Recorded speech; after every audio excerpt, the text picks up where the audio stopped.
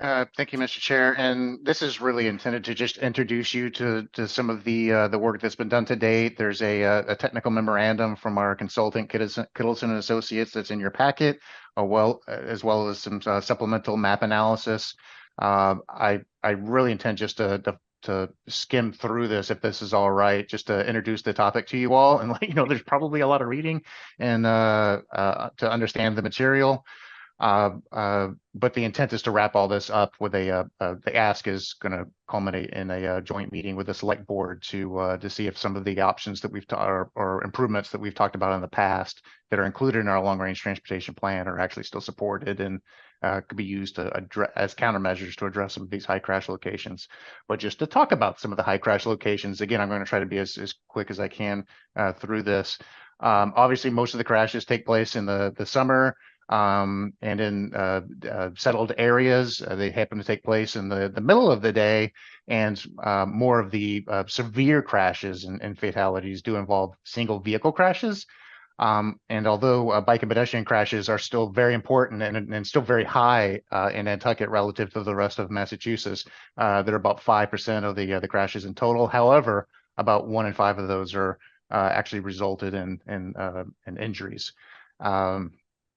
And we did identify a high injury network that's about 10% of our roadway system, but it does carry about half of the severe or fatal crashes. And those do impact the very last bullet point there, the equity considerations. We do have a seasonal workforce that that does tend to walk or bike more often than others, and they would be the group that would be, I guess, more at risk for some of these bike and pedestrian crashes and severe crashes. Again, bike pedestrian crashes are more likely to occur at intersections based on screening of the network. 85% of the crashes are within town or within the densely settled area of the islands. Here's a map of the island with the ranking of crashes by intersection, which are in the darker red. The Milestone Rotary is, if you can find that, that is the #1 area. And the corridors are more in this, I guess, peach or orangish kind of color. And then that one section of Sparks Avenue, actually, by the Stop and Shop, is the corridor with the highest crash severity on the island. As far as the frequency, again, here's the section of Sparks Avenue there in purple, which experiences the most frequent crashes. So that's a concern, because there's definitely is some development that's anticipated in that area, and we should probably try to reduce the conflicts as much as possible in that area, since it is a documented high crash location. But there are other high frequency areas in that same Mid-Island area along Surfside Road, Old South Road, and Bartlett Road. Again, here's the high injury network that we've established. There's 2 tiers, tier 1 and then tier 2, obviously. Again, this is just a portion of our roadway system, but this accounts for half of the severe or fatal crashes that we experience on the islands. Here's the intersection locations, the top 20 high crash locations. Again, these are sorted by a weighted frequency. It's not just the frequency of the crash, but the severity of the crash that factors into, in this middle column here, the annual weighted crash frequency. Again, the Milestone Rotary is the #1 intersection as far as weighted crash frequency. And on the far right, again, this is kind of the topic of what staff would request a joint meeting to discuss, is the support for reconstructing the Milestone Rotary, or with reconstructing the intersection of Bear Farm Road to a roundabout. And then there's other locations as well, including our #5 location here, Surfside at Bartlett Road, where a roundabout was proposed, but that project has stalled due to lack of support. And here are the top corridors, top 10 corridors. Again, Sparks Avenue, the one section of Sparks Avenue that we did point out on the map there. Old South Road is the #2 on this list. You might remember back in 2017 when we talked about the Old South Road corridor study, where we identified a number of improvements along that corridor to not just address safety, but accommodate all modes of transportation that include bus pull-offs to get the buses out of the the traffic flow to have more reliable traffic flow. Have sidewalk on the south side of the roadway to better accommodate pedestrians and bicyclists on both sides of the road. And again, as you know, that package or the portfolio of improvements for Old South Road it was unfunded when we requested that from town meeting. So I guess the ask would be at the joint meeting, is that worth resurrecting and bringing some of those improvements back for funding? And next steps, staff is currently reviewing the high injury network with police, fire, DPW, and town administration to make sure that at the staff level, there's a good understanding of this material. Again, I mentioned the joint meeting being requested to review the long range transportation plan recommendations. Later this winter, after the joint meeting and after we know what solutions are supported, we will reach out to the public just to confirm that there is a public support for this strategy. And again, this effort is to wrap up by next summer. We should have a prioritized list of projects, policies, and strategies to help improve safety on the island. And if I could, I'm just going to fast forward to just two different maps, if it's all right, Mr. Chair. I just think they're interesting, if nothing else. We did have our consultant, this is buried on page 91 of your packet. We had them look at animal involved crashes. We heard deer strikes are really important. I mean, and Tom Nevers and Milestone Road did show up as a crash cluster. You can see that the reason for the crash cluster is there's a very large amount of deer strikes or animal strikes around that intersection and along Milestone Road in general. But there were some injuries that resulted along Old South Road near Amelia Drive, and then on Surfside Road at the intersection of Boulevard. And another interesting map to share with you all. Again, this is just to introduce the topic, but you can go back and look at these maps in more detail. How we get in here? Distracted driving.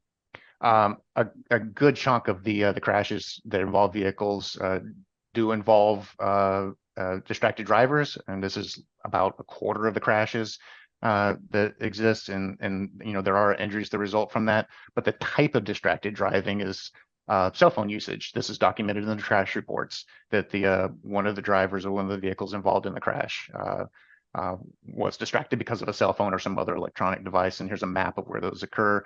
But again, that's a very large portion, almost 20% of the crashes are because somebody's on a cell phone or looking at a text or doing something, just not paying attention to the roadway, which if we could curb that, it would go a long way to improving safety in the community. So, Mr. Chairman, I went through that about as fast as I could. Like I said, this is just to introduce this. There will be subsequent meetings that will ask for time to review additional material, and then the joint meeting, Mr. Chair, with the select board, just to confirm the recommended projects. And I'm happy to answer any questions you all might have. So, Brooke, go ahead. How do you get the data on cell phone use? Is it Please. observation or is it actual usage data? No, it's in the police report that the consultants have scrubbed and looked at all the different attributes of the crash to sort them out by these different characteristics. So it's actually from the police report that's on file and reported to the state. Sure. Thanks, Mike. Yeah. Any other questions, comments? Can I say something? Yeah. Mike, hi, Mike. The Surfside Drive, Maya Comet Road, little jiggly wiggly there. We can't realign that, can't we, because of the historic ground?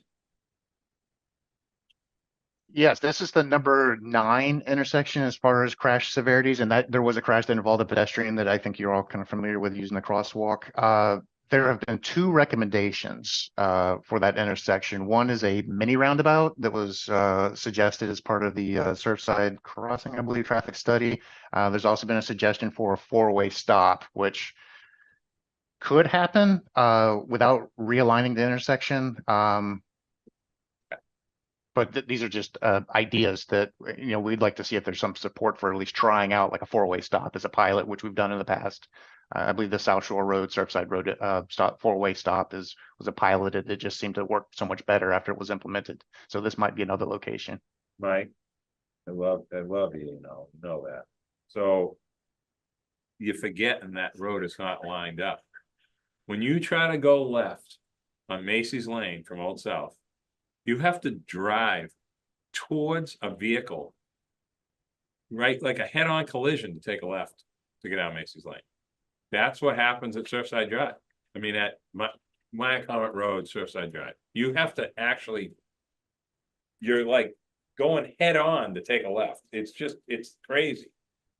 When that development went in at Ellen's Way, there was some kind of decision in there about realigning. That they were supposed to pay for that, but it got canceled, I believe, because of the findings in the ground on the right side of the road. Which is right where they had to not build any housing. So I don't know what the answer is here. I don't think there is an answer, honestly. It's like this one of those Nantucket things that doesn't have a solution. Because we don't have the land in the right spot, like we do at Poets Corner. We got that land, but we don't have this land. So I don't mean to bring that up that way. I'm just saying that's a way trickier solution than anything else on this list. Because it doesn't have the ability to move the road over. The road needs to be moved over and lined up. That simple. But you can't do it. The other road move? Even the telephone pole's in the way, which is typical on Nantucket, but it is in the way. It can't turn right very well. Kind of dumb. It should have been moved. Easy. Move that, in my opinion. But anyway. No, I just wanted to bring that up, Mike, but everything else, I understand where you're coming from with all this stuff and appreciate all the work that goes into this. So any other comments that you might have or thoughts? Then. Mike, if there's nothing else you need on this, we'll move along to the next thing.